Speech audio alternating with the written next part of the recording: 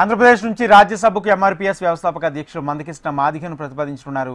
వైఎస్ఆర్ కాంగ్రెస్ మాజీ నేత విజయసాయిరెడ్డి రాజీనామాతో ఖాళీ అయిన రాజ్యసభ స్థానానికి మందకృష్ణ మాదిగను ప్రతిపాదించినట్లు సమాచారం.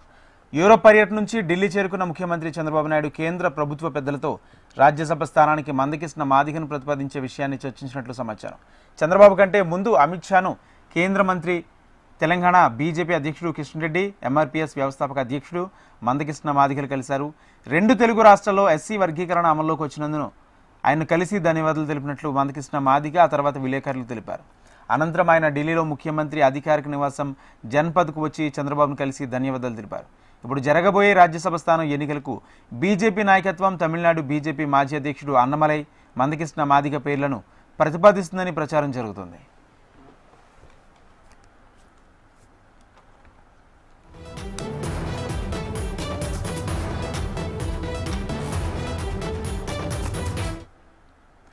ఆంధ్రప్రదేశ్ నుంచి రాజ్యసభకు ఎంఆర్పీఎస్ వ్యవస్థాపక అధ్యక్షులు మందకృష్ణ మాదిగను ప్రతిపాదించనున్నారు. వైఎస్ఆర్ కాంగ్రెస్ మాజీ నేత విజయసాయిరెడ్డి రాజీనామాతో ఖాళీ అయిన రాజ్యసభ స్థానానికి మందకృష్ణ మాదిగను ప్రతిపాదించినట్లు సమాచారం. యూరోప్ పర్యటన నుంచి ఢిల్లీ చేరుకున్న ముఖ్యమంత్రి చంద్రబాబు నాయుడు కేంద్ర ప్రభుత్వ పెద్దలతో రాజ్యసభ స్థానానికి మందకృష్ణ మాదిగను ప్రతిపాదించే విషయాన్ని చర్చించినట్లు సమాచారం. చంద్రబాబు కంటే ముందు అమిత్ షాను కేంద్ర మంత్రి, తెలంగాణ బీజేపీ అధ్యక్షుడు కిషన్ రెడ్డి, ఎంఆర్పీఎస్ వ్యవస్థాపక అధ్యక్షుడు మందకృష్ణ మాదిగలు కలిశారు.